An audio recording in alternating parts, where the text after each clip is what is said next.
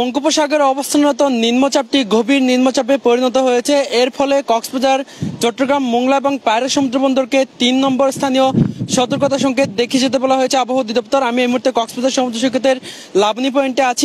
আপনারা দেখছেন আমার পেছনে লাল পতাকা টাঙানো হয়েছে।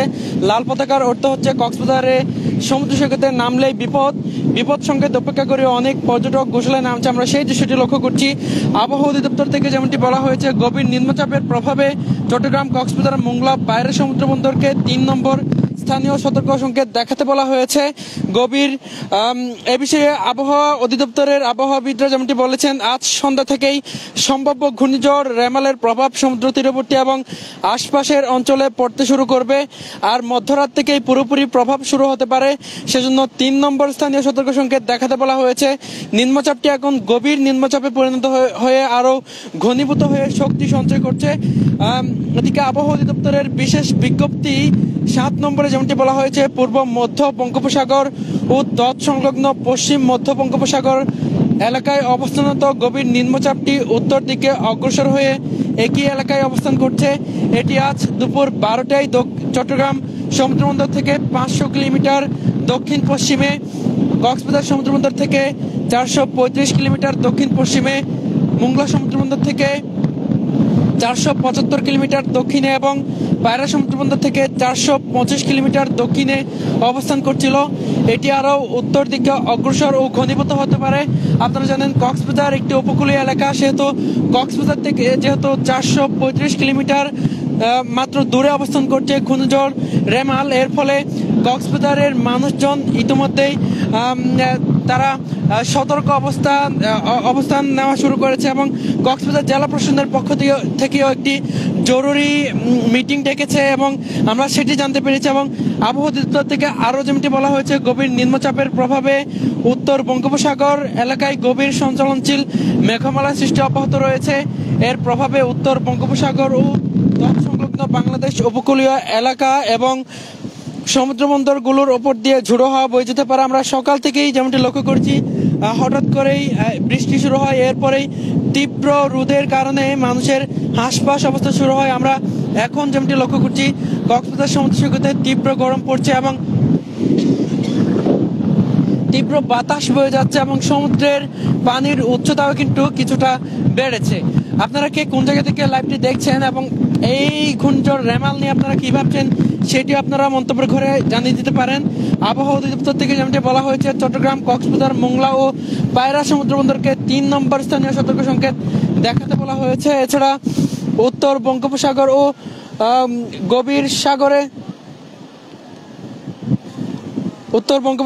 গভীর সাগরে অবস্থানরত মাছ ধরার নৌকা ও ট্রলারকে অতি দ্রুত নিরাপদ আশ্রয়ে যেতে বলা হয়েছে।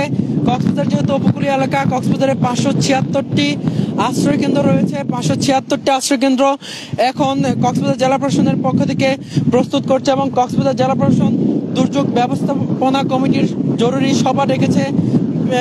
বিকেল ৫টায় এই সভাটি অনুষ্ঠিত হবে এবং সেখানে সম্ভাব্য যে প্রস্তুতি সেগুলো কক্সবাজার জেলা প্রশাসনের পক্ষ থেকে নেওয়া হবে। আমরা একটু কথা বলতে চাই, সিসেফ লাইফগার্ডের সিনিয়র লাইফগার্ড আমাদের সাথে আছেন।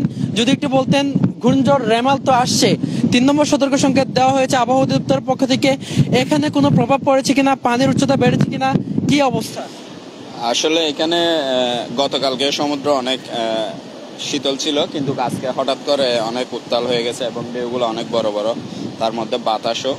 তো সমুদ্র আসলে অনেক উত্তাল এবং এই ঘূর্ণিঝড় রেমালের কারণে এই পরিস্থিতি। তো আমরা লাইফগার্ডের পক্ষ থেকে আমরা খুব সতর্ক অবস্থানে আছি, যাতে আমরা পর্যটকদেরকে নিরুৎসাহিত করতেছি এবং আমাদের যে লাইফগার্ড সার্ভিসের পতাকা, লাল হলুদ পতাকা, আমরা এগুলা ক্লোজ করে ফেলছি এবং আমরা লাল পতাকা দিয়েছি এবং আমরা পর্যটকদেরকে নিরুৎসাহিত করতেছি। তো আমরা জেলা প্রশাসন এবং এখানে ট্যুরিস্ট পুলিশ যারা আছে, আমরা যদি এর চেয়ে পরিস্থিতি খুব খারাপ হয় তাহলে আমরা এখনো যারা আছে বিচে তাদেরকেও আমরা বিচ থেকে তুলে দেব। অর্থাৎ সতর্কতার সংকেত বাড়লে আপনারা তাদেরকে তুলে দিবেন? জি, এর চেয়ে যদি অবস্থা খারাপ হয় তাহলে আমরা সবাইকে তুলে দেবো। এখনো যারা পানিতে আছে, মনে করেন আমরা নিষেধ তো করতেছি, কিন্তু অনেকে নিষেধ মানতেছে, অনেকে মানতেছে না। যারা মানতেছে না তাদেরকে আমরা অবজারভেশনে রাখি, কিন্তু সিরিয়াস যদি হয় তাহলে আমরা তুলে দেবো আর কি। যে আপনার নাম এবং আপনার ডেজিগনেশন? আমি হচ্ছে জয়নাল আবেদিন ভুট্টো, সিসিএফ এর সিনিয়র লাইফ গার্ড হিসাবে কর্মরত আছি। অসংখ্য ধন্যবাদ। জয়নাল আবেদিন ভুট্টো, তিনি সিসেফ লাইফ গার্ডের সিনিয়র লাইফ গার্ড হিসেবে আছেন। এবং আমরা যেমনটি আপনাদেরকে বলছিলাম, ঘূর্ণিঝড় রেমালের প্রভাবে বাতাসের তীব্রতা সমুদ্র সৈকতে অনেক বেশি বৃদ্ধি পেয়েছে। আমরা সকাল থেকেই আমরা যেমনটি লক্ষ্য করছি, কালকেও আমরা এখান থেকে আপনাদেরকে সরাসরি দেখানোর চেষ্টা করছি এখানকার পরিস্থিতি। এবং এখানে বাতাসের তীব্রতা এই পরিমাণ ছিল না, এবং ঢেউয়ের যে তীব্রতা সেটাও আমরা বেড়েছে। বড় বড় ঢেউ আশ্রয় পড়ছে তীরে, আমরা সেই দৃশ্যটি আমরা এখানে লক্ষ্য করছি। কক্সবাজার যেহেতু ঘূর্ণিঝড় প্রবণ এলাকা, গেল বছর আমরা যেমনটি লক্ষ্য করছি ঘূর্ণিঝড় হামন, মোখা এবং ঘূর্ণিঝড় মিগজামের ফলে কক্সবাজারে ব্যাপক ক্ষয়ক্ষতি হয়েছে। এর ফলে কক্সবাজারের উপকূলবাসী অনেক বেশি ক্ষতির সম্মুখীন হয়েছে। ঘূর্ণিঝড় হামনের সময় মহেশখালী, কুতুবদিয়া এবং কক্সবাজার পৌরসভার 1 নম্বর ওয়ার্ড এবং ওয়ার্ড সহ বিভিন্ন এলাকায় ব্যাপক ক্ষয়ক্ষতি হয়েছে, আমরা সেটি লক্ষ্য করেছি। এবং সেখানকার কৃষিখাত অনেক বেশি ক্ষয়ক্ষতি হয়েছে। এই ক্ষয়ক্ষতি এড়ানোর জন্য সম্ভাব্য প্রস্তুতি নিয়ে যদি আগে থেকেই সকলে সতর্ক থাকতে পারে তাহলে এই ক্ষয়ক্ষতি এড়ানো যাবে। কিন্তু আমরা গেল বছর ঘূর্ণিঝড়ের সময় তেমন কোনো প্রাণহানি আমরা দেখিনি। যদি ঘূর্ণিঝড়ের বাতাসের তীব্রতা যদি এই ঘূর্ণিঝড় রেমালের সময় বৃদ্ধি পায় তাহলে গাছপালা ভেঙে পড়বে, এর ফলে মানুষের প্রাণহানি হতে পারে। এছাড়া যে গবাদি পশু আছে সেগুলোর প্রাণহানি হতে পারে, গাছপালা, ঘর বাড়ি সবগুলো ধ্বংস হয়ে যেতে পারে। এবং আমরা দেখছি অনেক দূরেই অনেক পর্যটকরা গোসলে নেমেছে। এরকম দুর্যোগপূর্ণ পরিস্থিতির মধ্যেও অনেকেই সমুদ্র সৈকতে দূরে গিয়ে গোসলে নেমেছে, আমরা সেই দৃশ্যটি লক্ষ্য করছি। এটি কিন্তু খুবই দুর্যোগপূর্ণ পরিস্থিতি। এবং 3 নম্বর সতর্ক সংকেত যেহেতু এখনো পর্যন্ত বলবৎ রয়েছে, এই সতর্কতা সংকেত আবহাওয়া অধিদপ্তর পক্ষ থেকে যেমনটি বলা হয়েছে আরও বৃদ্ধি পেতে পারে। অনেক পর্যটকরা নির্দেশনা না মেনেই গোসলে নামছে, আমরা সেই দৃশ্যটি লক্ষ্য করছি। এবং আবহাওয়া অধিদপ্তর থেকে যেমনটি বলা হয়েছে 3 নম্বর সতর্ক সংকেত এখনো পর্যন্ত জারি রয়েছে। দর্শক, আমি কক্সবাজার সমুদ্র সৈকতের লাবণী পয়েন্ট থেকে এতক্ষণ আপনাদেরকে দেখানোর চেষ্টা করছিলাম ঘূর্ণিঝড় রেমালের সর্বশেষ পরিস্থিতি। যদি পরিস্থিতি আরও বেশি অবনতি হয় তাহলে আমরা সরাসরি আপনাদেরকে দেখানোর চেষ্টা করব এখানকার সর্বশেষ পরিস্থিতি। আপনারা টিটিএন এর সাথে থাকুন।